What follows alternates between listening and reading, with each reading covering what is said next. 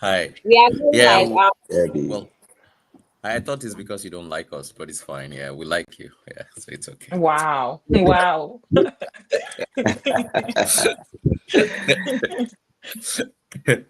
Yeah, but so nice to meet you, Fred. Fred, you're in US, right? Yes, I am. Ah, Yeah. wonderful. That's so beautiful. And how is Donald Trump? Oh, by the way, we're not live. We are Oh, okay. really? I'm like, Really? like now. Hey, Hi. Okay. Yeah, we'll talk offline. We'll talk offline. We have to. Okay, we are not live, right? Okay, No, good. we are live. We Okay. are Oh, live. Yes. Okay, so we are going to start. Um, Mhm. Hi everyone. My name is Esther Jifa Menta, and this is my YouTube channel. And you are welcome to today's coffee chat. All right. ooh. So before we set the ball rolling. I just want to share the reason why I even thought of this. Okay. So something that has really, really mattered to me is representation, okay, in different forms, in academia, in tech, wherever. Now, for me, having by God's grace, I have big sisters, and being able to hear their stories have prevented me from making certain mistakes when it comes to my academics or in life in general, right? And you speak to other people and you realize that they don't have the same thing. Okay. And I like to say I share my sisters. Okay. I share their wisdom, I share their experiences. But then if I can do it on a bigger platform, why not? Right. So that's actually how I thought of this. And yeah. And everybody on this call somehow has played a big sibling role to me. I have my biological sister here, Princess Fafa, as I like to call her, or Sister Fafa. And I also have Ooh. a friend who goes way back since I was a little girl, like really tiny. And then I have Debbie that I have admired so much. Your traveling experiences, girl power, every day doing XYZ. It's so amazing. And Emmanuel that I met recently, sorry. And I mean, the first The fresh conversation we blood. had was that the first conversation, when intelligence minds meet, I was like, you know what?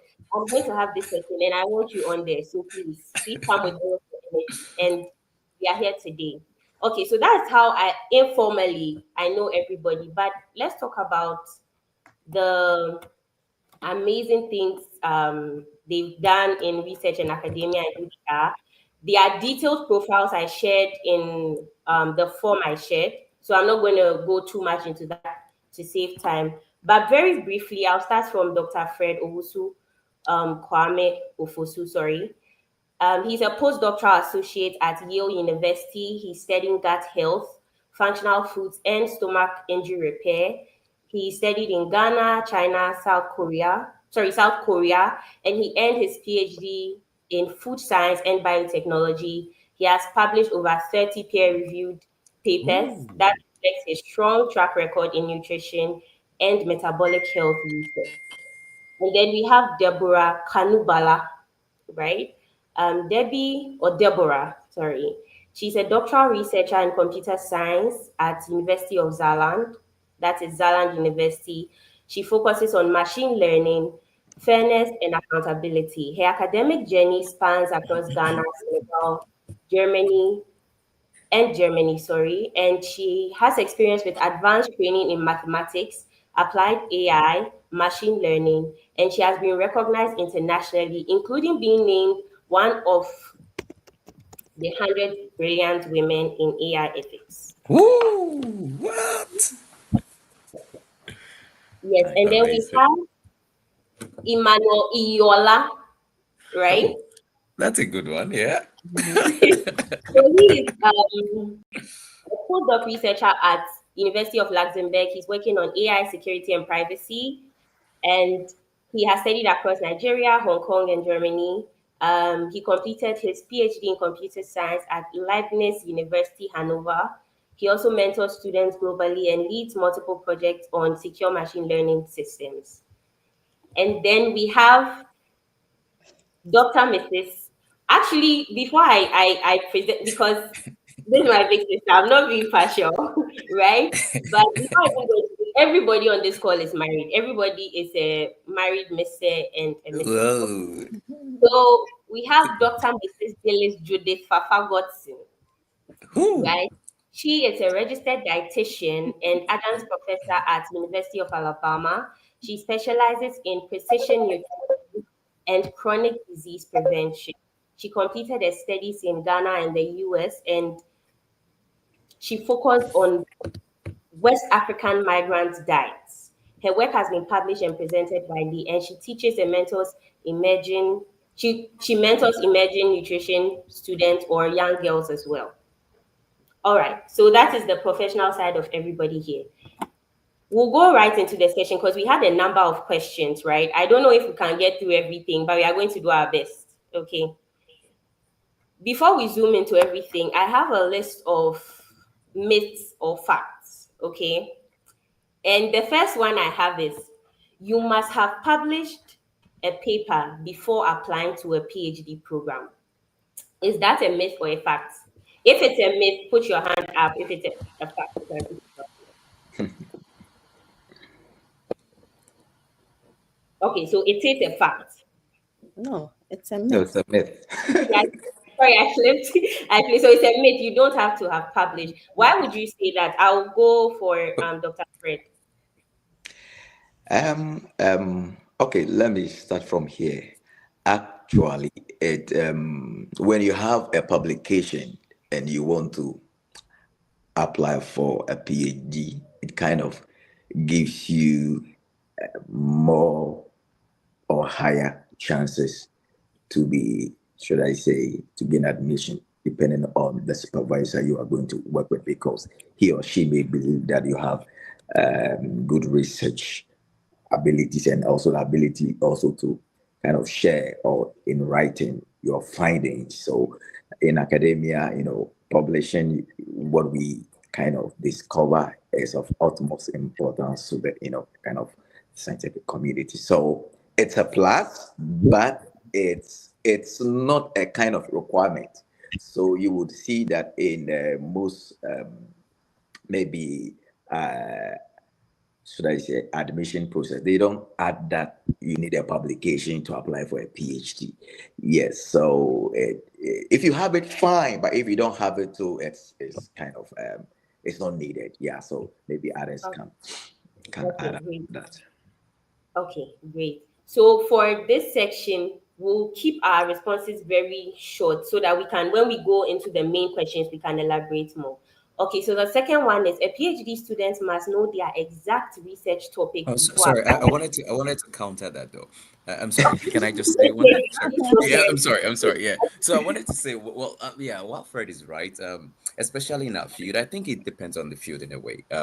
Because right now, especially in this era of LLMs, to a great extent, the bar has changed, and now to you probably would need one to get a good PhD. But anyways, we'll talk about this in the future. But I have to go against Fred and everybody in this panel. I'm sorry. Yeah. Okay. Good. I think for that, it's dependent on the field, right? Exactly. Right now. Yeah. Okay. So the second one I have is a PhD student must know their exact research topic before applying. If it's a myth, put up your hand. If it's a fact, put down your hand. Yes. Okay, so it's a myth. Can we have Debbie? Oh, I'm disagreeing every time. Emmanuel. Debbie, can we have So I think the first thing I want to say is that if you know everything about your field before your PhD, then you don't need one. That's all I have to say.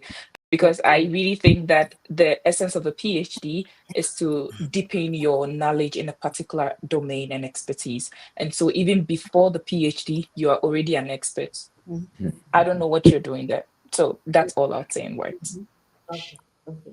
Concise. Emmanuel, what would be Oh, your good. counter? Yeah. Well, what I would say is, although yes, Deborah is really right. Of course, you are not supposed to know in depth, but you should have an idea of what you want to do, because the reason is because nobody's going to take you very seriously, and like I said, there are a lot of applications every year. So if you don't have a direction, to a great extent, it's very difficult to get a chance. You can, but it's just that it's much trickier. So you should know at least what you want to do. Maybe not an expert, but at least to have the basis. Yeah. Okay, that's great. The third one is, which is interesting. I have my stance on it already. but it is PhD students don't have a social life. Is it a myth, hands up, or a fact, hands down? No, this one I will agree with everybody. No, Nobody's agreeing. Then I put down my hand. I think it's a myth. Yeah, I, Did you I have to think it depends. It depends on the kind of life you Okay, I want was to I about have. to agree. say that it's in between, huh? Okay, Yeah. Mrs. Godfrey, please take this Yes, one. yes. I mean, it's a myth that you cannot have a social. I believe you can have a social life, like you said. Most of us here are married, we have family, and I'm sure we make time to have a social life. It's very important that you have a social life to keep your sanity in a PhD. So even the slightest form is very important. I just feel that the level of uh, uh, the level at which you might want to engage socially, like you do for an undergrad, might be vastly different for a PhD, but you Mm, indeed can have a social life. okay, okay, that's great. Plus Any one. comment? No, I agree on this one. Yeah. Yeah, it sounds a lot. Okay. The next one is your supervisor would guide you step by step throughout the journey. Is this a myth or a fact? If it's a myth, let me see your hands. If it's a fact, Okay. This one I will agree with people. okay. Is everybody's hands up? Dr. Fred, I didn't see properly. Are you up or down? It depends Yeah. on your supervisor. Yeah. Oh, Yes, it depends. So there are some who really want to be engaging their students from time to time, meetings upon meetings, to see your progress, to see your updates. So, and some also cherish, coming apart from maybe weekly meetings, personal meetings, or lab meetings. Some also cherish maybe you coming to their office and then discussing whatever you want to do. So it depends on the your professor, and it also depends on you, the proactiveness of the student. Yeah. So yeah, that is it. That is, maybe somebody else wants to add something that. okay. Does Yeah. anybody else want to ask I think he hit the nail on the head. Like it really depends. I don't think you should go into a PhD expecting to be spoon fed. Like that's literally like micromanaging. So you don't want to, you want to show some level of autonomy even as a person in a PhD. But like he said, it depends also on the supervisor that you have, wanting to be there every step of the moment. But at the end of the day, you should also know that you are the main person responsible for your work, and so you should have as all the knowledge as much as possible about your work. So all right, that's great. So that's for our intro. We'll get into the questions that were submitted on the form. But before we get into the questions, I really like PDA, public display of affection. When I post my YouTube videos, Ooh. people come in my DMs on LinkedIn and Instagram and will be like, "Oh, I like your video. Your video was so helpful. Thank you. I appreciate that." But PDA, show it in the comment section. YouTube also loves. Hey. So put down the comments. Thank you. I like your video. I appreciate XYZ. Let me see it And in the also comments. super chats. Let them pay. Let them pay for it. Super chat. Ooh, We- great. All right. All right. So now on to the questions that were submitted via the form.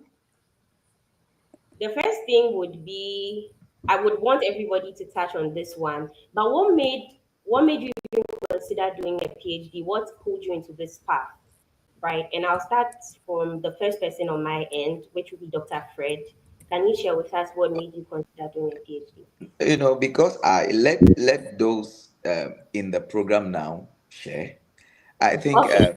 Debbie, yeah, can share her experience why she chose to do a PhD, and Okay. then I'll just, yeah, I'll come in later. You What know, is it yeah. currently? Okay, maybe. Let's go.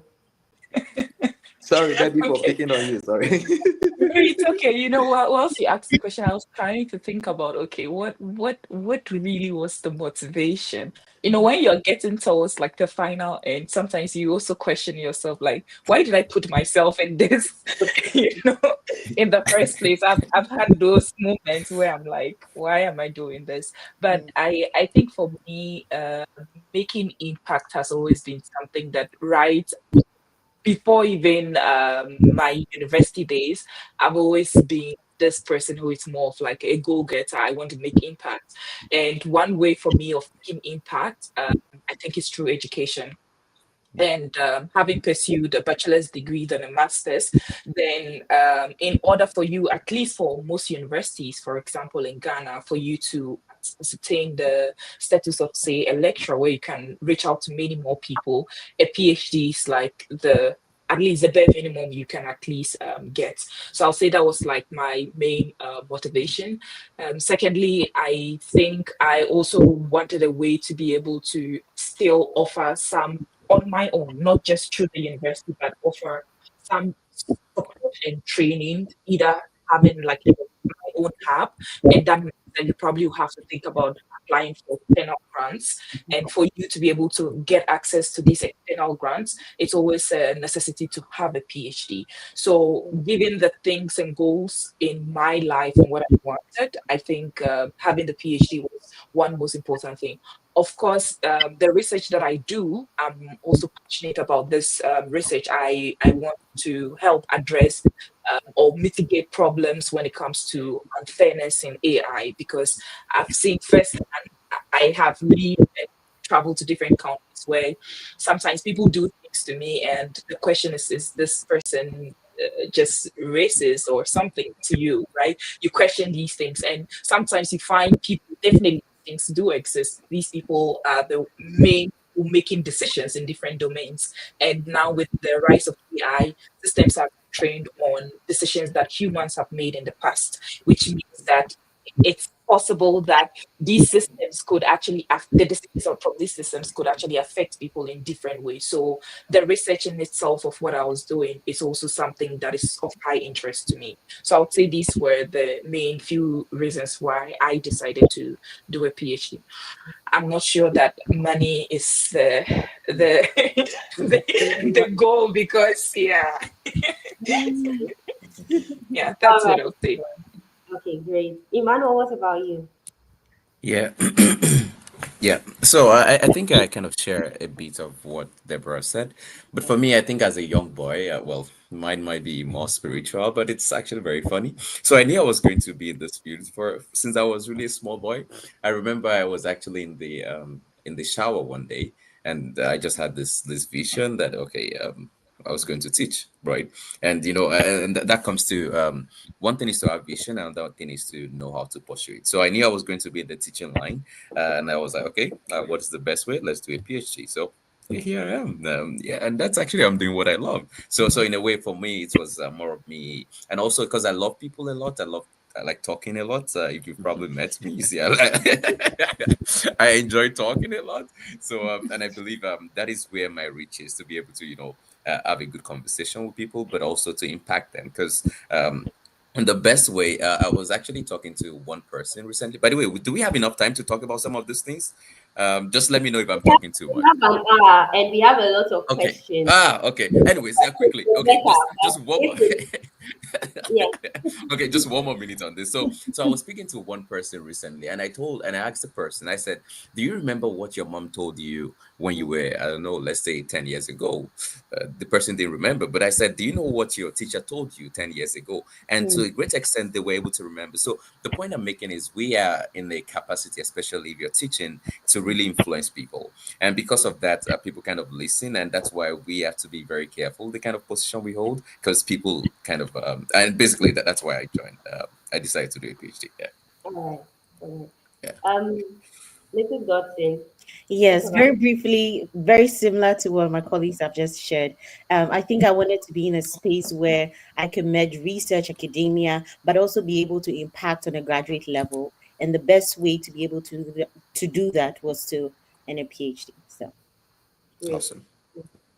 Dr. Alfosu, please, I we think finally see you. it's similar. I think my desire for doing more research or in-depth research kind of, increased during my master's degree, and the goal also has been to make impact.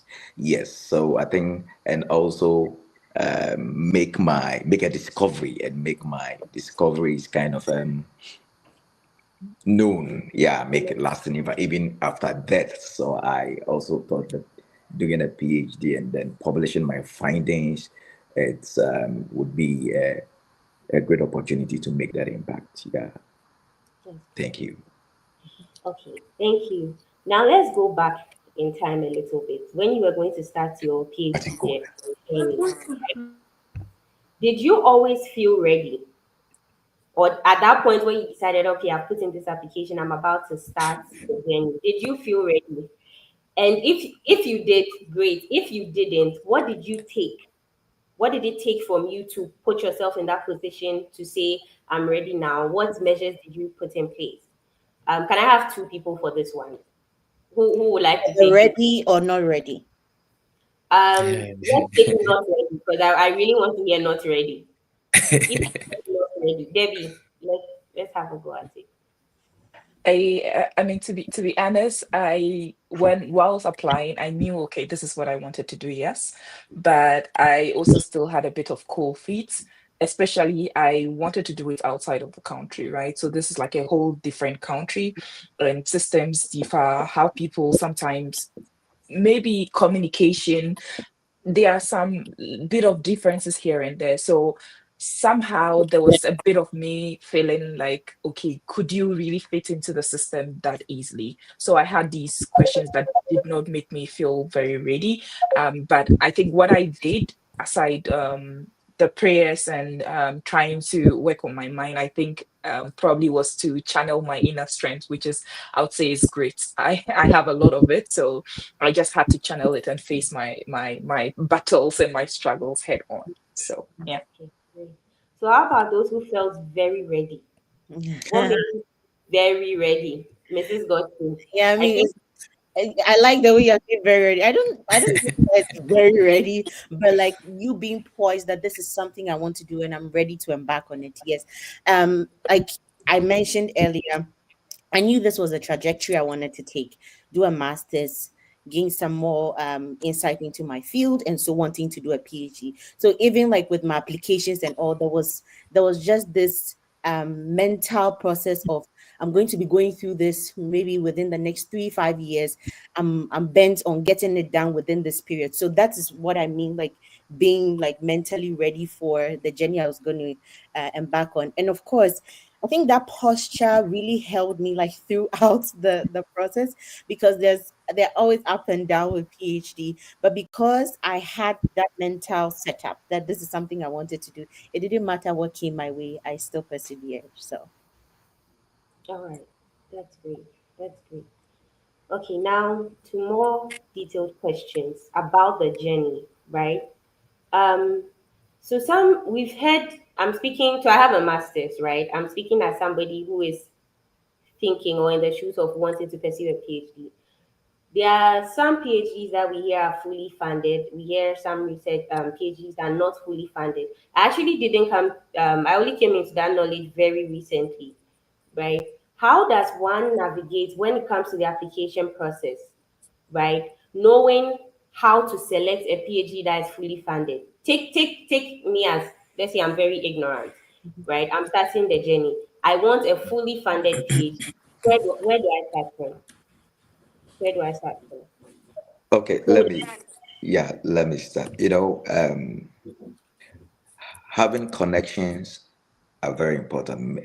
Keeping in touch with colleagues, I mean classmates, friends are very important. So sometimes they can inform you about such opportunities. Maybe there is a fully funded kind of PhD in this. Yeah, so it's key. So that is one of the ways, especially in the STEM related kind of programs. And secondly, too, I think people should learn to visit. embassy websites, for example, in Ghana, because there are a lot of fully funded kind of scholarship, master's, PhD. Yes, so people should learn to visit the website of such embassies, and they will have a lot of information. And then, if they qualify for whatever they, depending on the criteria, they can get it going. Yes, so maybe my colleagues can also, add to that. All right. Yeah, Would anyone can I else? speak in this direction? Yeah. Yes. Yeah, I just wanted to talk on this. So for this, I think there is no one shot fit all, to be honest. But what you have to do is you have to search as much as possible. To give you an instance of, maybe I should just use mine as an example because maybe that's more relatable. In that, so when I was looking for a PhD, well, of course, I applied to a lot of places. I got a lot of positions as well. But at the same time, I had like, I remember, I think I sent like over maybe 200 applications as a then, and that was a lot as a then, right? And I only got like, it was 4 or 5 interviews, and eventually I only got 2 offers. So the point I'm trying to say is that, and of course, you have to optimize exactly what you're doing. And the truth is, what really dragged me to Germany was the money. I came for the money, to be honest. I'm sorry, because I had another offer. I had another offer, but what I didn't realize was the tax system, right? I only realized it after I moved to Germany. But to talk about, so they're actually different tracks, and I think that's why it's very important. So at least the way I came, I didn't come as a student. I came as a researcher. So and with that, they actually pay you in a certain grade, right? And you can also, to a certain extent, you can also negotiate for your salary. Right. So I think it depends on how you come, and that's where people kind of have this notion of some, because I had some of my colleagues that were even getting, let's say, particular, they call it TVL, but it was 50%, right? So they don't get the full 100%. So it really depends on the project, and that's why you need to search a lot. You need to actually get into projects that truly have like full funding, and just kind of do a lot of research in this, and maybe you probably get something that is suitable for you. Yes. Yes. Thank you so much. So from Yeah. what you both shared, right? I just want to make a point. So we have people from the United States who end their PhD in the United States, and then we have people from Europe. Now, this is Mm, something I actually came to learn, right? Emmanuel, what cool. you pointed at, that is Mm, in, I don't know if it's all of Europe, but Germany, I know, you are mm, taking in a professional or a worker, right? But in exactly. US, you are a Right. student. Mrs. Gotting, correct me Mm, if Yes, I'm that's mm, right. correct. Yeah, that's correct. So, uh, can you hear Exactly. me? Okay. Yeah.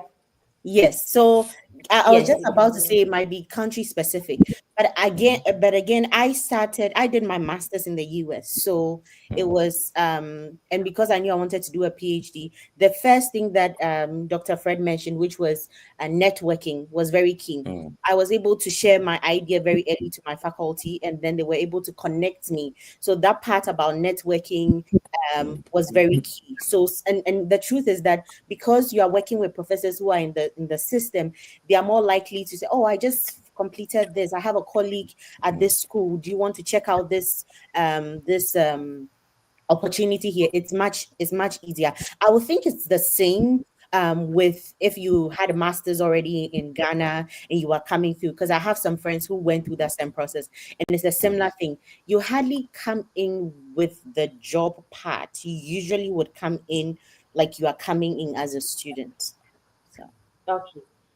So can we say that if money is high on your list, maybe Germany should be in your radar, and if it's not so much Exactly. of you, United States should be in your radar, right? I guess so. Yes. Yeah, but you have to still check the projects. Make sure they are paying well. Yes. Yes. Yes. Yeah, Yes. but I think also in Yeah. the US, even if you're registered as a student, you can also work on the side. So you Yes, could yes, get yes, a yes. paying job Yes. that might actually be better than Europe, right? Yes, Mm, yes. Oh, okay. So yeah, I think what I was getting from Emmanuel was like maybe coming in as a worker, like I for the see. longest time before you transition to a PhD. Yes, as a PhD student, you definitely can work. So students usually have about 20 hours of work.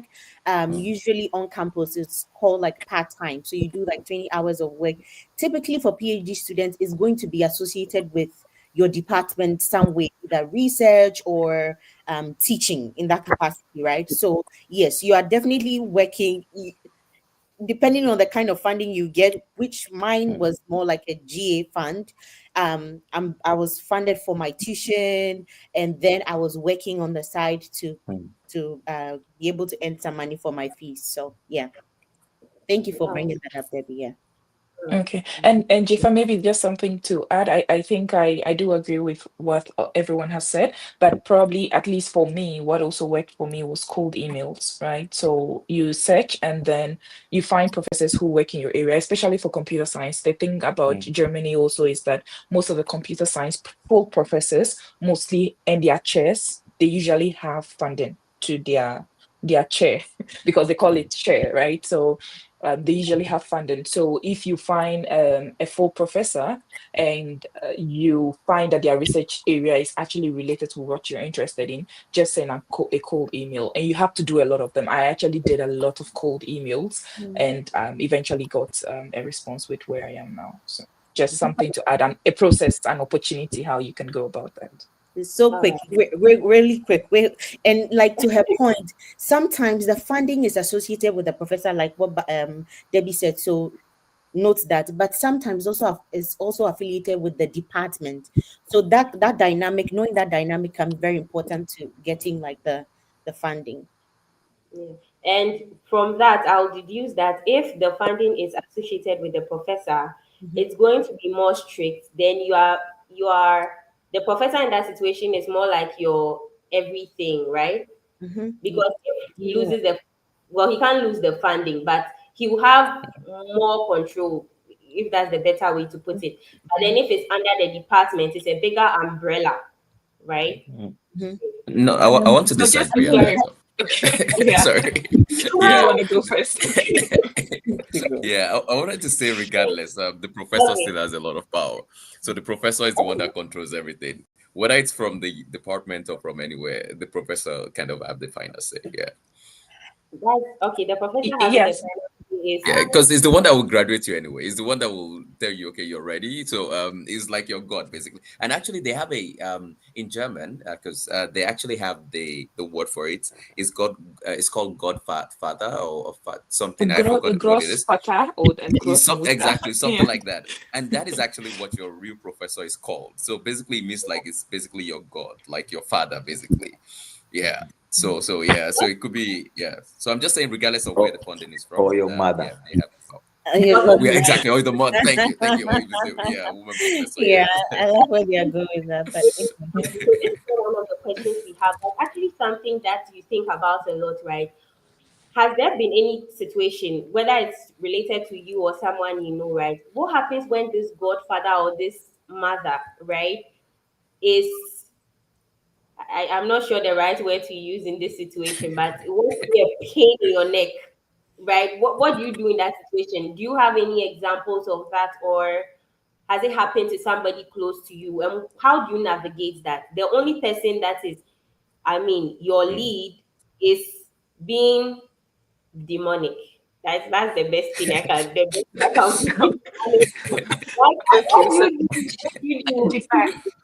I wanna address this and just to add on to what Emmanuel said earlier about the fact that I mean the professor is like your main person, but there are laws and regulations, right? So for example, in Germany, you are employed. Once the contract has been signed, now it comes into effect that this person can't just wake up one day and say, I take over your contract. It's not just an easy Unlike thing people like in the that, US. right? Yeah. It doesn't work like it doesn't work like that. So the moment the person says, I'm not gonna renew, they can say, I won't renew your contract, which yes, they have the final say. So they give you a contract for PhDs, you have a contract for 3 years, and after 3 years, if you're not done with the work and your professor is still believes you can still finish it in 1 or 2 years, they can now extend it every year. Like so they can extend for 1 year and then the following year they extend it again. But within that 3 years, it's not just an easy process for one person to just say that I'm not doing it anymore because the employment laws now also holds as well. So if this person you are working with, things are not going well as they should. Definitely, like every industry or probably most companies, there are always people who are put in place that you can talk to, who probably will try to solve this conflict and try to resolve the issue. But if it doesn't still work, the worst thing that can happen is that once your contract ends, it's not going to get renewed. And Mhm. then that means that you have to think about finding external sources of funding. All right, all right. Yeah, can I Um, add to this? Do we have time? yes, No. yes. Okay, good, good. So I wanted to say, well, it's quite an unfortunate situation if that happens, but well, something. Well, I wouldn't say mine is not actually demonic, but it was just a very weird situation. So I could just share something that happened to me quickly. Actually, in fact, that's the main reason why I came into Germany. So I happened to have a professor, and then he retired, right? So I was given to another professor, and this professor, we didn't. Let's just say we didn't get along very well. Of course, we are best of friends. Each time I go to Hong Kong, I'm always in his office. We have a lot of good time, but I mean, research wise, we didn't, because I had to like learn something completely different from what I was doing before. So I was like, this is not the good fit for me. So after like I think it was a year, I decided to leave. Right. So the point I'm trying to make is as much as depending on the situation, right? It's best to sometimes leave. Sometimes, right? If you think that it's not too well, it's not really fitting exactly your values and what you want, right? Because like I said, in the end, this is the person that you will probably spend a lot of years with. You don't want to have like problems with them, right? Sometimes it's very difficult, but at least what worked for me was I told him, I was like, okay, things are not working between us. I'll probably have to leave. And he was gracious enough to tell me, okay, whenever you have whenever you have a position, let me know. And yeah, we ended very peacefully. And that's what I'm saying. Like each time I go, even when there's position in Hong Kong, it sends me a message. Hey, Emmanuel, this. So I'm trying to say that sometimes leaving is best, especially when things are not going too well, because it could get very ugly. I've heard a lot of very bad stories of things like altercations that really went wrong. So I'm saying sometimes it's just easier to for one party to amicably tell the next one person, okay, things are not working well. Let's sit down. Let's talk about it. Yeah, and yeah. Yes, yes. And I think it honestly comes to having courage to walk away when something is Mm, not serving right, you. I right, think mostly right. when people travel out, especially if it's their first time experience, right? And then they're in a situation, you are thinking, I don't want to go back, I don't want to start over, I don't want to, I've Mm. already said I'm doing this thing. Like, if I go back, have I failed? All of that. So when all of that thought process, like everything is going through your head, you're like, I would rather stay and Mm. suffer, right, than go back. But I think in that case, when you are denying yourself, honestly. I But agree. I agree. Yeah, it because comes to Esther, having the in courage. fact, right. I'm sorry, Esther. Yeah, in fact, that was actually what happened to me exactly. So in Hong Kong, I already started my PhD, but like I said, for me, I think maybe it's just my own personality. I'd love to enjoy life. So if things are not going too well, I just okay, this is not really worth struggling, right? Yeah, that's a good one. Yes, Yeah. yes. All right, that's great. So I have another Yes, question, yes. which is Sorry, let me just say something. Yeah, oh, yes, yes. yes, yes. So if the point is, if you want to leave on a good note, like Absolutely. Emmanuel Absolutely. said. Don't Yeah. just say because things are not working, so you just leave with some friction between you and your professor. That's not good at all because the professors, they are connected. Yeah. True. So you have to be careful. Leave, discuss your issues. If he thinks okay and you agrees with you, the best is for you to leave. Sometimes even he can help you to get a different place Mm. where your passion or your interest can be more realized. So that is just what I wanted to say. Yeah. Yeah. Yeah, true. Yeah, I think that also comes to knowing how to navigate relationships in adult life. There's a lot So of you don't just, yeah. it's not working, hey, bye bye, I'm out of here. Or no, no, you have to take your time and handle it properly. Yes. So before I go to the next question, like I said at the beginning, I'm really big on PDA. So if you are enjoying this video or you are learning something wonderful, kindly drop it in the comment section. Okay. Why are they not? Why So are the they not dropping the comments? We should I send don't them know, they are out. not We like should they send are. them out. Ah, What's going on? What's going on? If you are here, say hi. I hope he's not falling asleep on us. I think they slept already. Okay. So the next question is for Dr. Fred, right? So we have two people from the health area here. That is Mrs. Godson and Dr. Fred. And before I go into the question, before I go into the question, something I want to mention is the fact that mostly in Ghana, right, if you think about being in the health sector, the most common area people would suggest is go into medicine or maybe pharmacy. Mm, Those are the popular routes, right?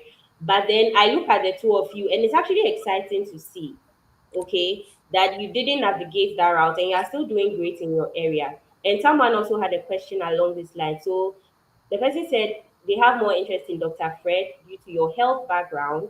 And if I had to phrase the question very well for the person, what I'll say is, how did you make the decision not to take the normal medicine route or pharmaceutical route? And how has that journey been? Briefly tell us what you did in Ghana and your journey up to now in Yale. Yes. Yeah, health goes beyond medicine or drugs. Yeah, we are what we eat. So for me, when I was a child, I didn't like taking medication. mm, So, but I had a desire to use food to help correct health problems. mm, So that led me to nutrition and food science department in the University of Ghana.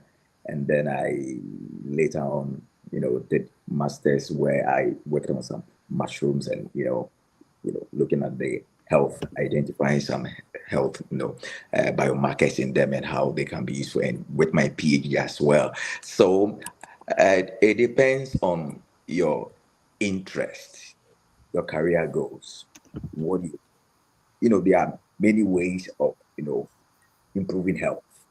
My goal was prevention. My goal is not treatment, like what those, mainstream medical doctors do. So I chose that career, that path because of my interest, prevention through good, should I say, functional foods or foods with good nutritional value or something. So I think Fafa, who is a dietitian, she can also say something about that. Yeah, thank you.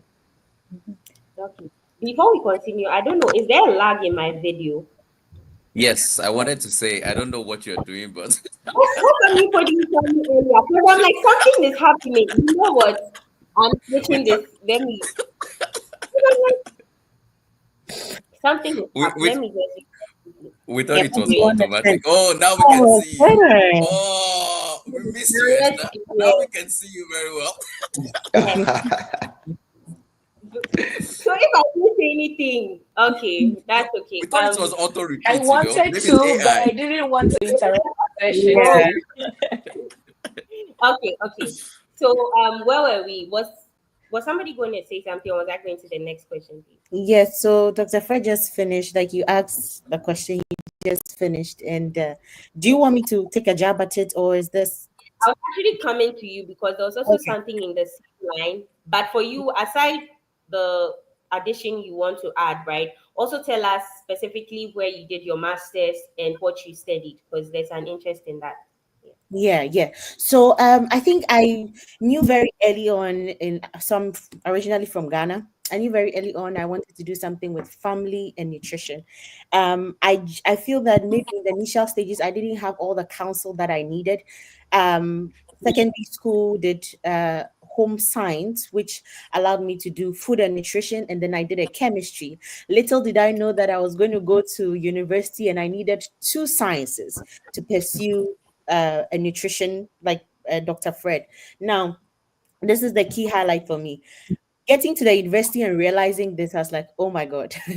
But then the good thing was that I could pursue the family part of things. So, which was again, as I started looking at the family or the micro society, was a key thing and how that merges with nutrition, because family is a big thing for me and I really love nutrition. So, what did I do? I did my best with what I had. And I think that was one of the key things that even came up during my master's.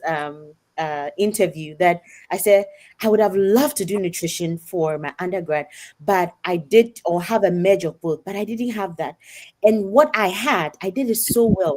Can you imagine if I had nutrition? That I think that blew them off because then they were like, okay, if you can get a first class, you can still do politics in school, student politics and everything. Ooh. We want to give this girl a chance. So that was a big thing. So fast forward, I after doing my national service in uni, University of Ghana, I moved to the US. That's why I came to do the masters. I did a masters on. Initially, I came in to do a master, just a master's in nutrition. Then I found out about the dietetic part. I'm like, I want to do the dietetic part. Now, the interesting thing about the dietetics here in the US is there are different streams. So you can just do like a master's in nutrition, but if you want to do the dietetic part, typically you are matched from undergrad, you are matched to a master's program. So again, mine was a little different. A lot of zeal, a lot of grit, a lot of perseverance. I go speak, I'm like, I want to do that. And she was like, okay, we haven't had anybody come and just decide to do the dietetics part. But because you have a lot, you've shown a lot of grit so far, we can enroll you. So what a dietetic part does is you go through an internship. So more like you have like the rotations in like in Ghana with medical students. You do an internship, and after you pass that, you get a verification statement. Then you can sit the RD exams. So I did all of that, and that took me about 3 years, which is not typical. When I was enrolling in a dietetic, like this is definitely going to take you like 5 years because in the US the systems are different, the recommendations and things are very different. So you have to take undergrad courses again, take your microbiology and all of that. And again, maybe a story for another day. But being able to do that simultaneously with my grad courses, I think I just blew everybody away. So I was able to do that within 3 years, and then I moved from there to do my PhD in human nutrition, which I just recently Ooh. graduated from. So yeah, so that has just been my journey. I think it's been a lot of determination. Thank you, Emmanuel, and also knowing what you're about is it's so key. I think that knowing what I wanted from the beginning really helped. Not to say that you can't change your mind, but I think one key thing is asking questions early, because I came in out of the door running. Like I didn't start my master's working. No, I came into the You were system. I knew what. basically Say again. it, I said it was a sprint, like full Oh yes, gym. yes, it was. I mean, I knew I was there, so I knew it was new. I knew there could be things that I wouldn't know. Unfortunately, I didn't have mentors. I didn't have anybody Mm. from Ghana or anybody like from Africa who Dr. had Fred. exactly who had graduated from the program. So I was really on my own. I was really on my own. So right from the word go, started asking questions. Oh, I noticed that this is that, and it's something that I feel like a lot of us need to learn. Reading handbooks is not just a part. It's not just like a something you just hold. No, reading handbook, asking questions, I think really did me a lot of good because time was of the essence, and it really helped me with that. So yeah, and then to the point Dr. Fred was talking about, I think my key thing is to be able to effectively utilize food, like the therapeutic effect of food, like he mentioned. I wouldn't want people to get to the point where they've actually gotten a disease and then you're trying to manage it. So, as best as possible, how can I use food in a way that can be utilized for health, like or produce positive health outcomes right from the word go. And even people who, because I do management as well, so people who may have gotten into the wrong hands or for lack of knowledge change lifestyles in ways that have not been so helpful and have had negative health outcomes, how do I help them to use the food route again in ways that help them to at least come back to baseline if possible? Yes, it's something I'm really passionate about. So That's great. Um, by privilege of being Mrs. Godson's sister, I don't think I've met somebody as determined as my sister. I kid you not. Hey. I'm like, Woo. what is pushing you? Like, what is pushing you? If you think I'm determined, I think it's so 5 times. When she's logged in, she's logged in. Okay.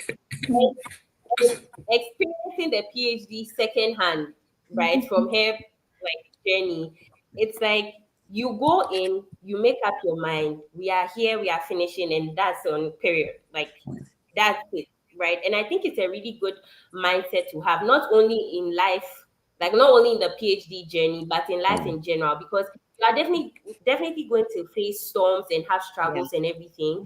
But knowing that I started this thing and I'm proving to myself that I'm going to see it through till the end, right? And I'm willing to make myself become what I need to be in order to achieve those goals is really, really important. Sometimes you not have friends, you not have anybody to understand.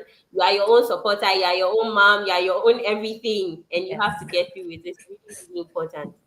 Thank We have you. one technical question because we are on Dr. Fred. We just finished Dr. Fred and Mrs. Gottin. We have one important question. So someone asks, why do so many people have cancer these days? Is it because we are is it because of what we are eating, or what could be the reason? Sorry. Also, are eggs better than meat in general? Or what is the Deborah, matter? I think Deborah, we cannot comment on this one. This question was really Get to technical. know me about eggs. Remember, there are three Ghanaians here. In fact, I we are know, we right? are we are four Ghanaians. And then we have a problem with this situation. Okay, so Yeah. who would like to go at it? Dr. Fred or Mrs. Cotton? Any of you? I mean, I can speak to the egg meat part. I think I'm not so much into cancer research. I do more like cardiometabolic health. Yeah, so maybe Dr. Fred, non-communicable diseases that would be my main two. But I mean, no, I think eggs and meat have their place. Each one has high quality protein. I think the main thing is that they all have besides the protein, have their own unique micronutrients that make them different.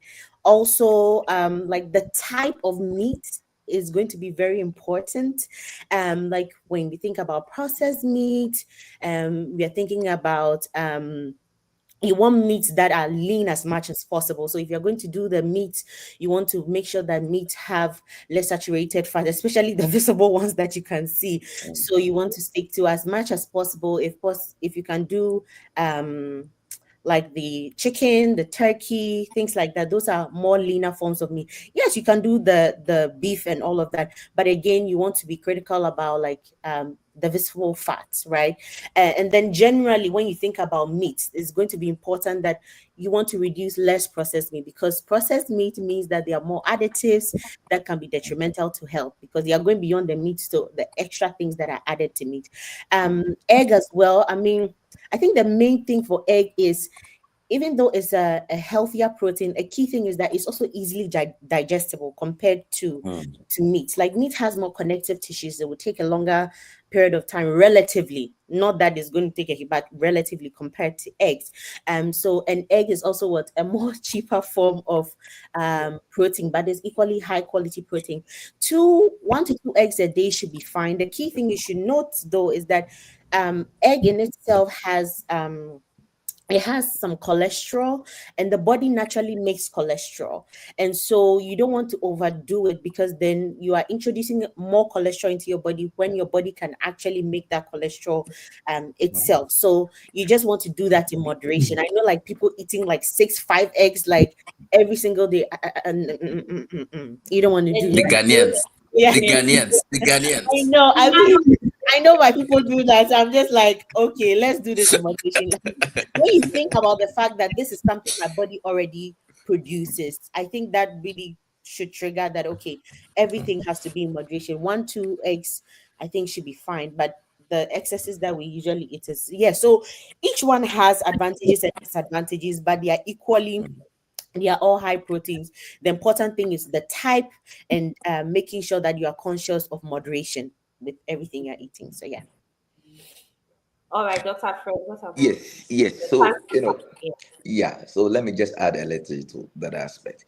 I think why the person asked that was because of the maybe the so-called cholesterol aspect. But depending on one's kind of metabolic condition, yeah. If someone has an underlying health condition, yeah. So maybe nutritionists or dietitians may not recommend certain, for example, replacing, foods that are high in cholesterol or whatever, with, lesser one. So they're like Fafa said they are all good. Moderation is key. Yeah, moderation is key. Yeah. So let me talk a bit about the cancer issue. Yeah.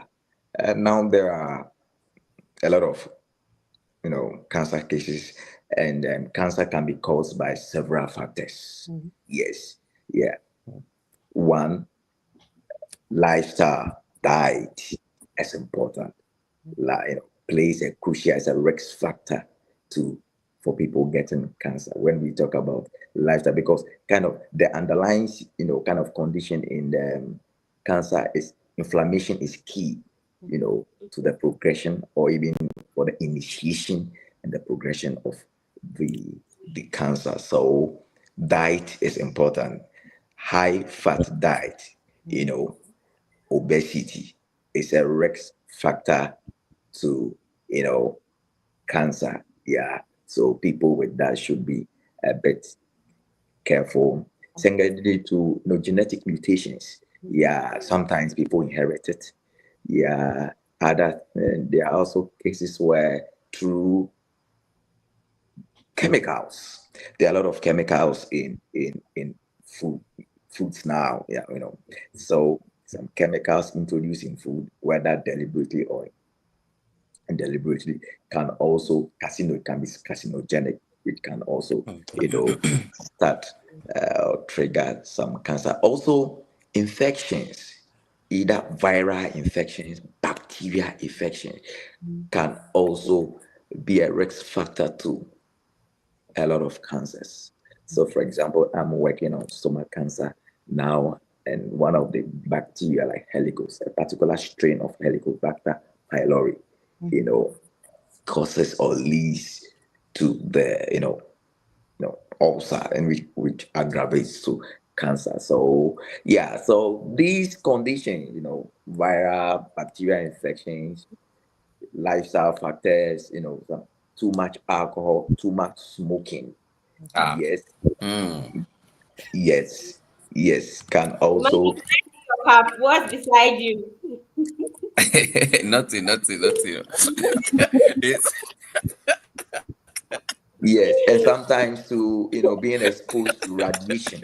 Yeah, radiation too can cause genetic mutation, which can lead to tumorigenesis and adenocarcinoma. So we have to be careful about these things and be watchful. What we eat, we have to be careful what we eat, and then eat less processed food. Yeah, that is important. And avoid eating too fatty, fatty foods.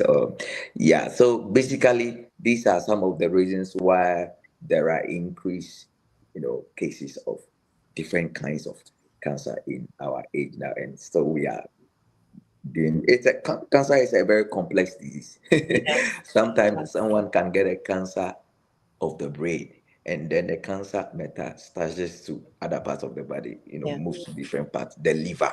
So we just pray that people, are careful with some of these things, and then they don't get they Yeah. don't get trapped in this cancer menace. Yeah. Yeah. This question was very technical. Honestly, when I looked at the panel today, I was like, you know what? If I wanted to split you guys, I can have a whole session on everybody or with Yeah. everybody. I guess Because so. you are so technical. Like I saw this cancer question, I was like, see, this is a whole session to just educate.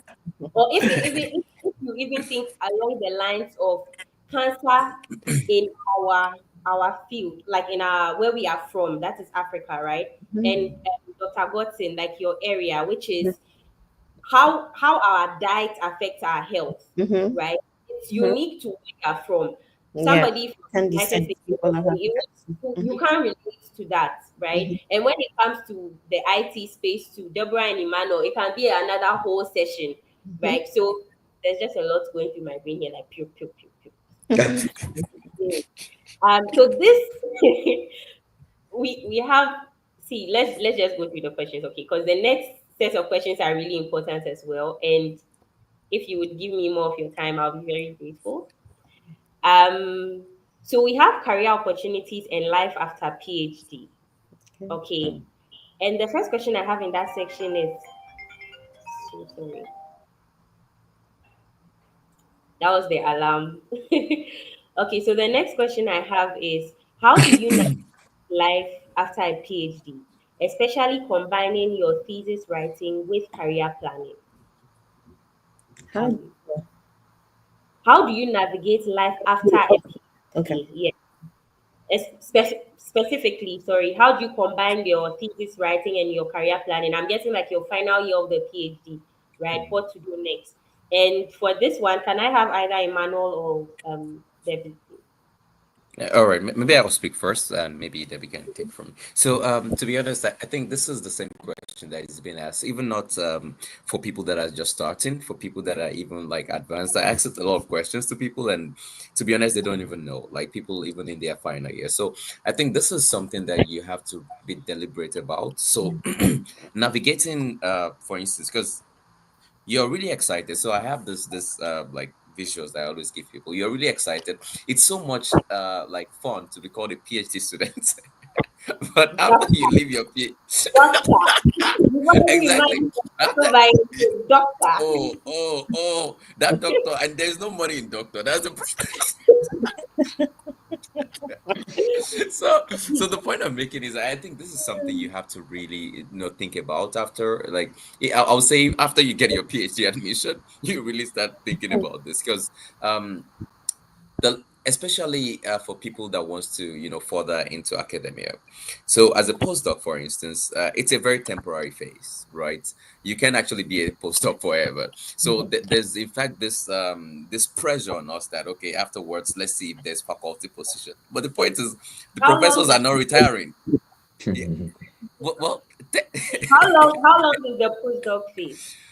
well, technically, I think it's always good if you have a 2 year postdoc. If you have more than that, 3, 4 years, 5 years, it's already maybe too much, to be honest, especially in our field, right? But Yeah. people keep So, renewing, yeah. no? People keep Of course, renewing. they will keep Yeah. renewing. That's the problem, and that is where the transition should actually happen as fast as possible, where you have to really think about, okay, now, it is not because yes, you can keep doing your research, but at least it's always good to leave that kind of phase and really project into something else. So I would say it's really difficult to be honest. I think that and there is no answer for it, but at least from my experience, what I would say is it's better to already start thinking about it, right? For instance, some of us we're optimizing for the for the German card, for instance. That's the reason why we are still staying, right? And I'm saying, of course, and some of these things might be pulling you at one point or the other. So my point is, it's difficult, but at the same time, it's good to have this conversation with yourself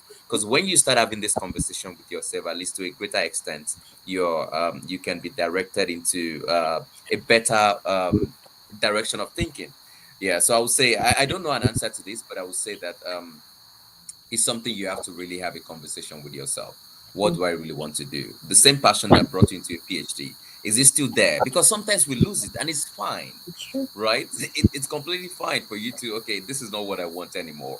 And the moment you're kind of honest to yourself, I think the better it is. Because if I choose not to teach anymore today, because let's say there are better opportunities in the industry, I don't feel guilty because what I've realized is a lot of some of these guys that are top professors, they spend a lot of their years in the industry, then come back again right into the prof. So I'm trying to say like at some point you need to really think of okay, if this space is not working, let me go to industry for some time and come back. So I'm trying to say yeah, this is where the flexibility and the real conversation is important. Self conversation basically. Yeah. Self conversation.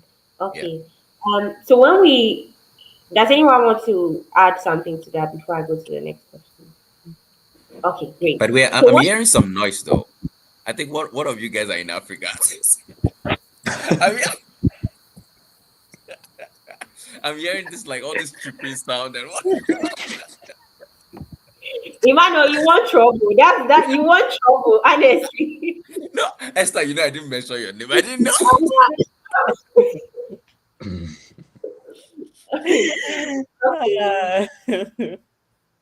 I'll have you know that Rwanda is one. Okay. All right. So what are the career opportunities? Oh, sorry, but is the sound is it annoying? I think it's Yeah, good. no, no, it's much better now. It's much better now. Yeah. Is not okay because I'm not sure what to do. Okay, so the next question is, what are the career opportunities for PhD holders in Africa outside academia? Hmm. Right. If I have a PhD, I'm in Africa. I think for our context, we can speak to Ghana and Nigeria, right? Especially Niger. Yeah. If I don't want to be a professor, what else can I do? And I want to. So I overheard a conversation recently when I went for a program, right? And someone was speaking on the fact that if you go and earn a PhD outside Africa and you come back to Africa, your chances of actually securing a job is lower because right now the people in industry will be like, we can't afford you, Mm, right? We can't pay you. So they would rather go for somebody who has less credentials, right? But can still do the job equally, right? I So agree. what does that look like when you want to come back? What do you have to say to that? So I would want to start by first of all saying that it depends on the field you are in. That's the first premise. So I'll speak at least for our field in AI machine learning. I would say that it holds a lot of promise. So if you don't want to go into academia, currently we have quite a number of these big tech companies. So for example, Google right now is in Accra, and these are companies that every year, okay, not every year, but it's still growing. So they have different areas in which they are focused on in terms of AI, especially on maternal health. So if your interest is along these lines, that you want to solve problems that are related to Africa by using your skills, these are definitely potential avenues you could target. There is also IBM in Kenya as well. So generally, there are these big tech companies that are actually moving into Ghana. And I think that sometimes because of their mark for excellence also having even a foreign degree, they believe that you have Right. experience, you have more experience, not just local expertise from where Mm, you're from, mm, but also international experience, which also definitely counts. So if your PhD is actually from somewhere else, definitely would put a plus as compared to someone who gets a PhD. I'm not saying that the PhD outside is better than the PhD in Ghana. Not That's not what I'm saying, but it gives you more like you've had international experience as well. So Yeah. adding that to your CV already puts you ahead somehow. And if you're interested to, for example, start your own company, especially again in the area I'm speaking with context to mm, AI, I think there are a lot of problems that we face as a country, as a continent generally. And there are a lot of funding agencies that are looking for mm. solutions that they want to fund. So if you have some ideas, you can start something, either get funding from them or actually think about how your solution could actually generate income to start your own company. So these are a few different areas I think that if you don't want to go into academia, they could be starting points for you if you want to go back to the continent. Yeah, I also have like just maybe one contribution. Actually, it's from one guy in the comments. His name is Richard. I think he's making a very important point. He said that there are a lot of people that have PhD in Africa and they're into politics. So, although I really want to go into politics, but that's not the reason, Richard. Oh, But you do very maybe, well. but You maybe do. that's a good reason to have a PhD as well. Let's do politics. Yeah, yeah. That's a That's good really one. great. So there was I wanted to add something. Just a minute. Deborah made a point I wanted to add to, right? Add on. Yes. You mentioned that you were not saying a PhD outside of Ghana is better than a PhD inside of Ghana, right? I think that's debatable. And it's not even about the quality of education, right? I think it comes down to understanding that education goes beyond the classroom. Hmm, Right? And this is a conversation I've had with other people. When you start to appreciate that your educational journey goes beyond sitting in the classroom and reading your books or becoming an expert in what you are doing, then you start to value international education, right? You and international can be somebody from the US can also come and school in Ghana. Somebody from absolutely. Nigeria can come Mhm. school in Ghana. So it's vice versa. You start to appreciate studying in a different country. Do you understand? Because you realize that it's building you beyond just your environment, right? Like where you grew up in. And then we can have a further conversation along that line, or we can argue that. So I think in that situation, it won't be about an education in Ghana. It's an education outside of your country more valuable than inside of your country, right? That would be Mm. the line of thought. Yeah. Yeah, I Um. mean, just to add, I Yeah. I always believe that whatever you do, it's really about how you make best use of the process and what you get from it. So there are people I know who, for example, did their PhDs in Ghana, but during the process, they made sure that they go for international conferences, Mm. right? Right. And Right. going for an international conference also enables you to meet other people. So that part of thinking beyond the classroom, you gain it in the process. There are others who are doing their PhDs probably here in Germany, and all they do is wake up from their homes, probably go to the office and back, and that's all they do. At the end of Mm. it, they don't even integrate in any way. So, how Mm. different is this person from someone who is in Ghana and once in a while still tries as much as possible to Mm. apply for opportunities abroad? Some do research stays for like 3 4 months and they are back, but the whole problem is that the whole thing is that they are actually being trained in the country, but Mm. it's really about the mindset and how well you want to go through the process, what you make through the process, rather than about the location and things like that. That's Exactly. really my opinion, and I think it's a lot for a lot of other things. Like people get a math degree, another person gets a math degree, and they do different things, right? Exactly. Someone gets it and think people should hand over jobs to them. Another person Mm. would use the degree to do something else that would create more opportunities for them. So Mm. I think It's- I would not really argue a lot about the where you do it. Yeah, I do get your point, but I think it's individual basis and how you make use of it. Yeah. Yes, Um, yes, yes. I can agree to that. The point I was making was exposure is important, right? mm. When you appreciate the value of exposure in your education, then you start to think beyond being in one place, right? Um, I think this will be the final section, and it will Oh, why? be We are enjoying this now. the link. We are not going. We don't have a job today. Uh, You won't sleep, Emmanuel. You won't go to church tomorrow. you know how so We much go to is church. We go like to church. the difference is spectrum, honestly. Okay. So the next one is, what do you wish you had known before starting your PhD? Wow. Very interesting. And let Dr. Fred start. Fred. Okay. You selected Dr. Fred. Exactly. Fred starts. Yeah. Okay. What I wish I knew. Okay. I didn't know it was that challenging, and that there will be times that you do experiment, repeat experiment, you use different procedures, and it's not working. Yeah, and you need to. I remember my bosses was interested in generating data. So anytime he sees you, do you have any new data? So so I didn't know it. Sometimes it could be very tough and very hard. Yeah, but Mm. through it all, we learn. We learn through that process. It's a learning process, yeah, and it helps us to develop a lot of resilience and yeah, yeah. determination. So, yeah, I didn't know. Yeah, it could be challenging, but by the grace of God, God saw us through. I don't know. Yeah. And I Go next, Mrs. Godson. Yes, yes. So I was gonna say, like, yeah, I think usually sometimes the thought process is once you start, you finish.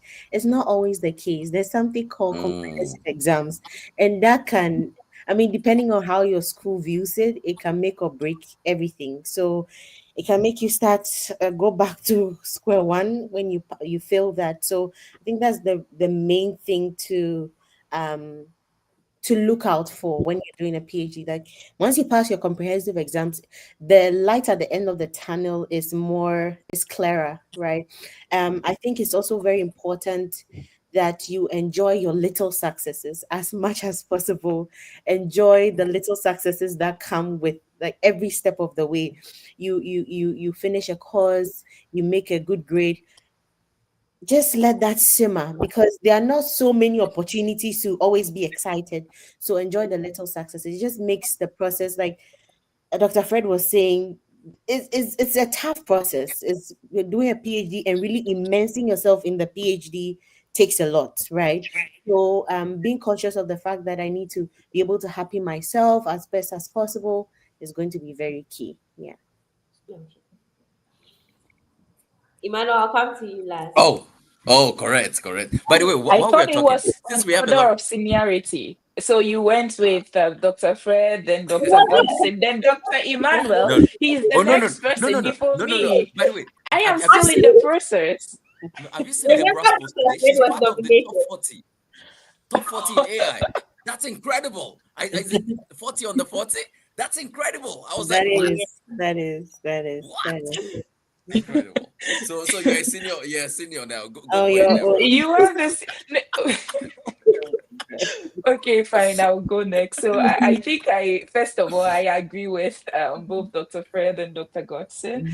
But what I am not still done with my PhD, but at least I'm getting towards my the final end, right? And what I've learned in the process, first of all, is that the process can be extremely slow, Mm, Mm, and it's definitely okay. And I wish I had known that I would end up learning a lot more about myself than mm, I ever thought. More things about who I am, how I work, and a lot more things, and how I handle stress. mm, And this, I probably didn't know that it would really be about self development and maybe I should say self learning and stuff. So that's what I'll have to say. This what I wish I knew were these things that this is what I should expect, that this process can be slow and I would learn more about myself. Yeah. Emmanuel, before I come to you, so I saw a post yes.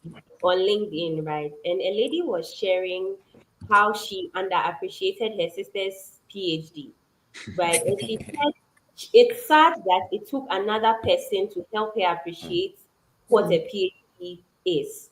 And her storyline was so her sister has a PhD, and she saw on another person's post that most people think PhD students are just students, mm, right? And she had this pie chart where she divides that a PhD student is actually a graphic designer, a student in themselves. You are also your own therapist. I think the pie chart had like 12 divisions, right? And sitting down and looking at that image, she actually saw like if her sister did this for 3 years or 5 years in some mm. situations, then it actually takes a lot.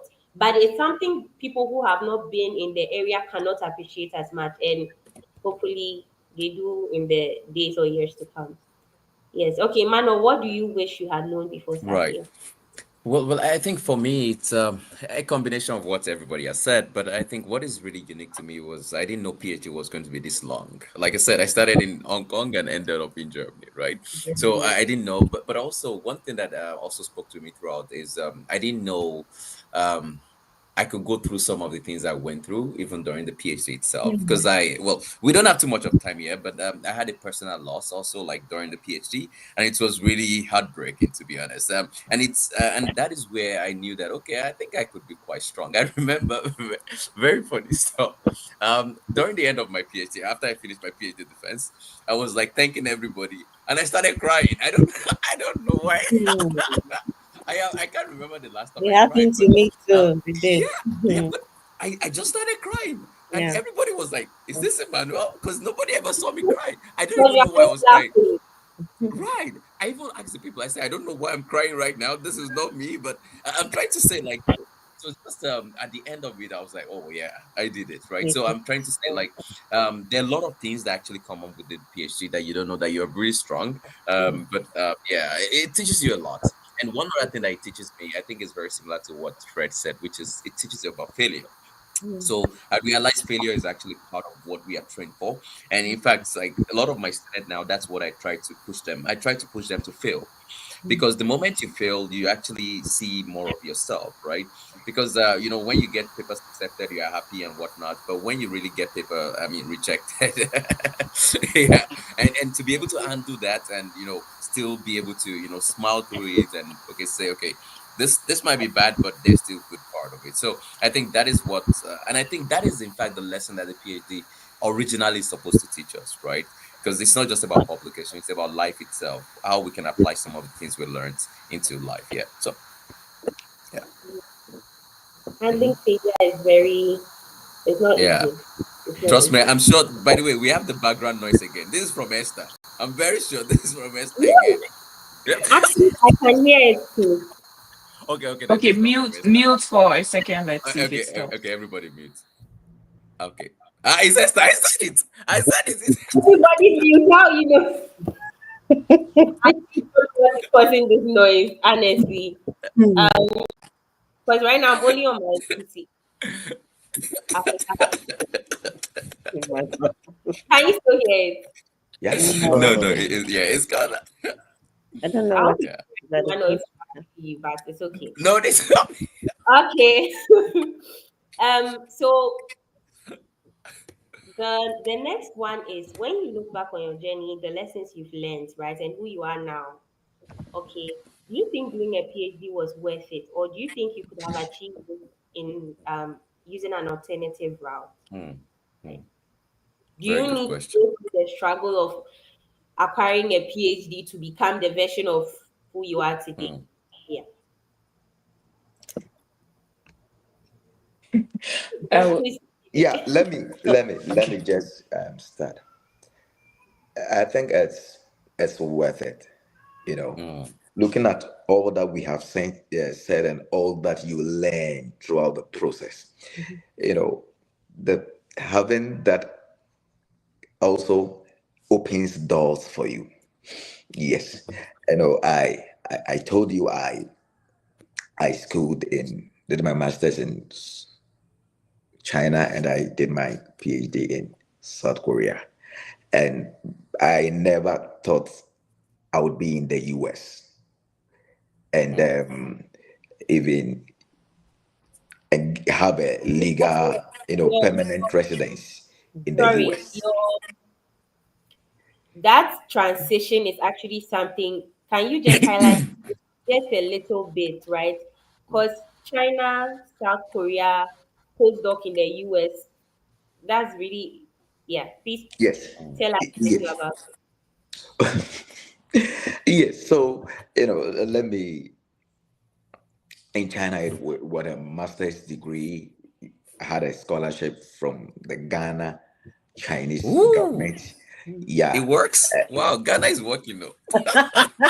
yeah, it. yeah. Clap for Ghana, clap for Ghana. Oh, yeah. Ghana is working, but there is more Ghana needs to do. When Ghana Hmm. sponsors you, the government sponsors you to study, they really don't monitor you. They don't care. Wow. So after spending so much money, taking people out to study, Hmm, you don't care, reintegrating them in your system and hmm, then, Mm. kind of helping them or making sure they put their expertise, hmm, in hmm, place to help the country. We don't care about that. I remember they said, oh, after your studies, you need to come back and then come and help the country in so many ways. Okay, after I went to the scholarship secretariat and I told them that this, so I'm here. And the lady was like, oh, go to the basement. There is a book there, a very old book. I went there. I said, Wens, write your name. So I went ah, to just write my name and I came back. I said, oh, I'm done. He said, okay, that's all. Go. I was like, wow. After sponsoring somebody, they're like, just come and sign and go. So No they are follow up. investing But in the sense, but yeah, there's no proper mm, channel to bring them back in. there is no proper channel. There is no. Incentivize the Yeah. expertise. So I think our country needs to work on that. Unlike, for example, China and South Korea, what they did was to send a lot of guys to come to the US to study and then bring them home and then make hmm, sure they help the economy hmm, grow. hmm, They help build the system. That is why they are built that way.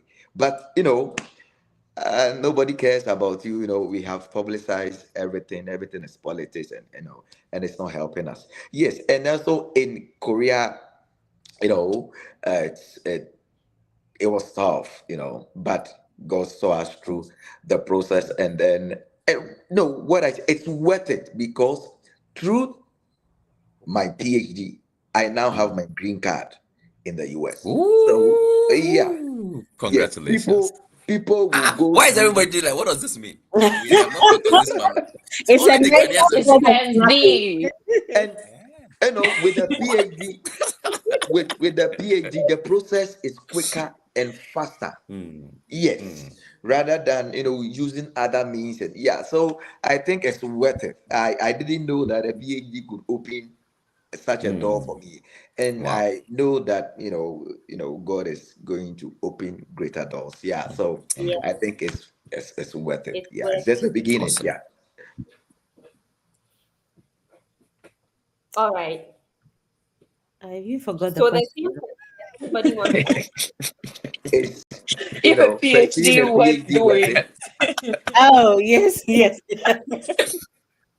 For me, Oh, it's she forgot the definitely worth doing. Definitely worth doing. Like I mentioned, where I wanted to be, where like in terms of doing impactful research, but also teaching as well.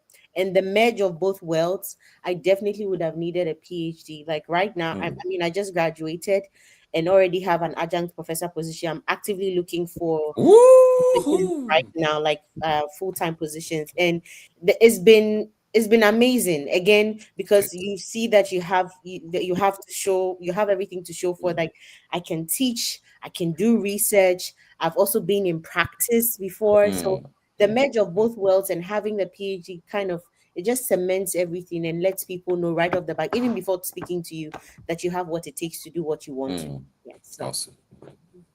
okay. Debbie and Emmanuel, Oh, do you me, have I have any the other? same thing.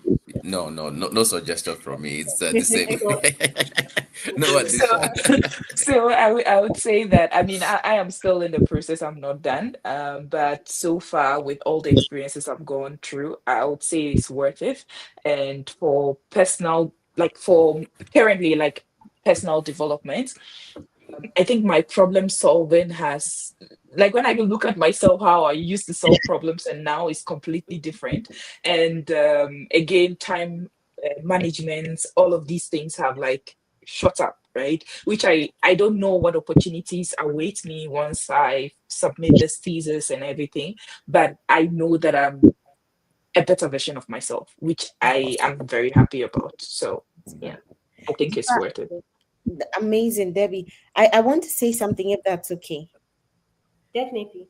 Yeah, I feel that, and I think maybe again because of our different fields and how we started on this path and everything, Mm, this has really meant a lot for us. But I must say that it's not always the case with where you are going. So mm, again, it's going to be very critical that you have at least a good mindset of what you want to do, because I have friends who don't have PhDs but are doing so well, and they mm. probably will be earning more than I will ever earn in academia Mm. or That's true. anything like that, honestly. And they don't have PhD. So it's very important to know what you want to do. A PhD might not necessarily, an MBA might be excellent working with teams. Like, so just Mm, make sure you have a good understanding. And the part about networking, I kind of emphasize the power of networking mm, and connecting mm, with people and talking with people and finding out what works or what has worked for them. It's going to be mm. very important as well. So yeah, yeah. This has been really amazing. We went over our time, but no complaints on my end. Thank you so No, they much cannot for even complain. It's free. It's free show, right? And they pay. actually. Thank you so much for your time. I'm from some of the conversations we've had, right? Like right now, I'm thinking I'm like, there's definitely a lot more to talk about, Yeah. like in this area, aside getting the degree and the doctor's stamp and everything, going through the actual journey, appreciating it. Because I think it would be so terrible. When I think about it, I'm like, you are going to give 5 years of your life to something. If you hate it, like that's 5 years of your Mm, life Yeah. hating what you're doing, waking up every morning. and like who sends me, oh my god, I'm so exhausted. Like when I look at my master's journey, right? Mm, If you don't enjoy the process, and masters is 2 years, 5 years, mm. that's just too much of a time to make that decision lightly, right? Thank you so much for your time again. Before we end this, I just want to ask if anyone has any final additions. Yes, I have a question. Actually, I want to take a question from the comments. Maybe this is for Deborah since she's top 40 over under 40. I don't even know that, but it's amazing. So someone wrote, Helen wrote in the comments section that I want to Mhm. hear more about the PhD experience with machine learning. If you can maybe just answer that in 1 or 2 minutes. Yeah, Okay. Thank you they for want to that. hear more. Yeah, cool. I mean, so the experience in what Yeah. exactly? It's too Okay. broad. I'm not I, sure what exactly they yeah, want to well, know. I could only guess for her. Maybe she meant like in terms of maybe the application and maybe the process and maybe what you're doing. That I could only guess for her. Ellen, if you're there, you can just add more information while she's talking. Yeah. Okay, so I think earlier I mentioned about the how I went through the process, right? Mm, So usually through cold email. So I knew mm-hmm, that I wanted to work on something related to fairness, machine learning fairness. mm, So I wrote a lot of emails to different professors who were working in this area. And through that, my professor responded. I had to go through several interview stages. So usually for my group in particular, it's about 3 interview stages. So you have to do math and statistics, and you have mm, to do an interview on coding, and you have to do mm, an interview also on machine learning, right? So all of these interviews are like 4 to 5 minutes each, and you also have to still talk with the professor about your research, your motivation to do a PhD. This is like the standard process I had to go through, but I think different groups would have their different areas or what they focus on.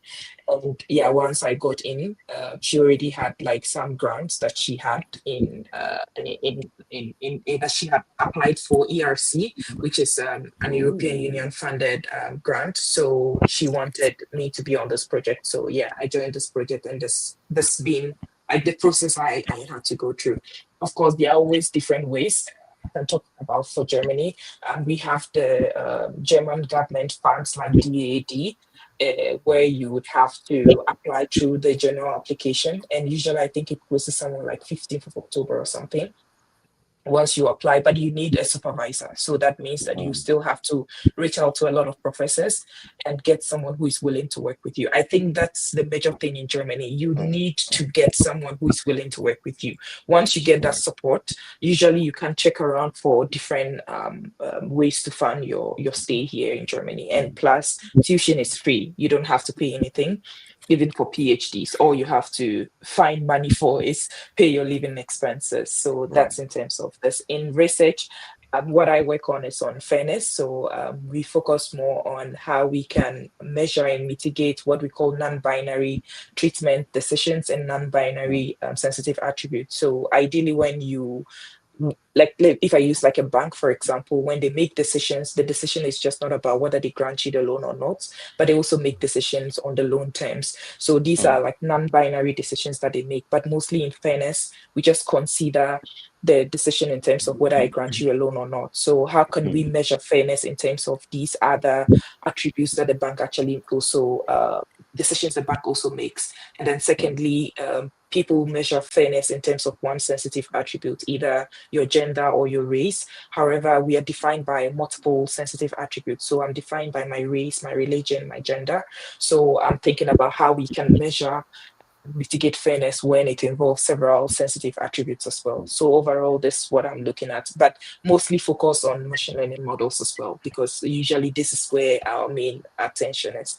So yeah, I think that's what I work on, and I don't know if that answers her question. No, no, I Maybe. think you should answer a question. And in case you have any problem, just search for her. Yeah, search for her On on LinkedIn. LinkedIn, She's very active yeah. on LinkedIn. Yeah, Find all of she'll you can reply find you. all of them on LinkedIn, and She'll they'll gladly reply take you. your questions. Yeah. So I'm actually going through the comments now. When we were talking, I was very focused on us. But I have Emmanuel. Ah. Rachel says you are a hater. Emmanuel.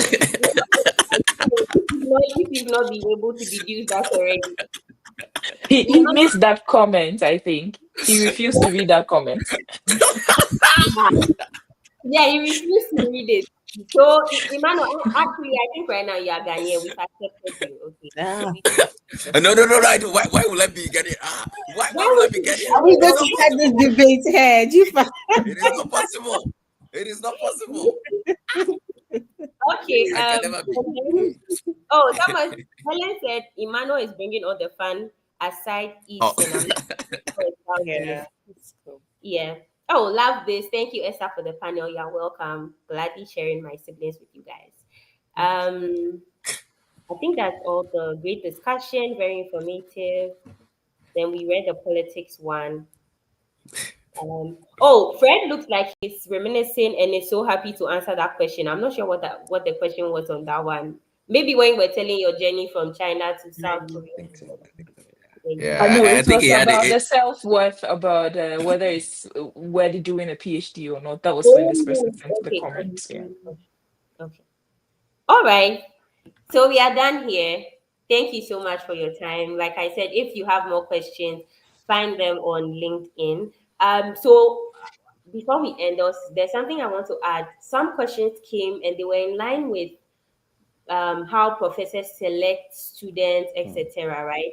But I actually got a professor who is willing to handle that question or Oh, those sweet. series of questions. That's why I didn't bring those things up.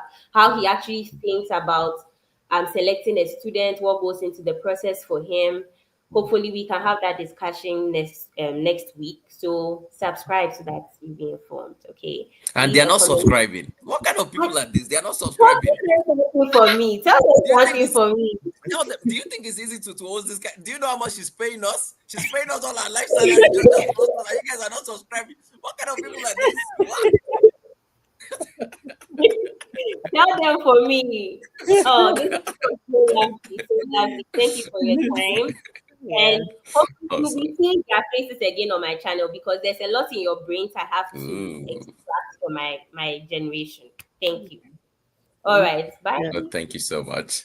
All right. Yeah. Thank Thank you so you. much. Bye. Bye-bye. Bye-bye. Should we leave or? Oh, this is still recording?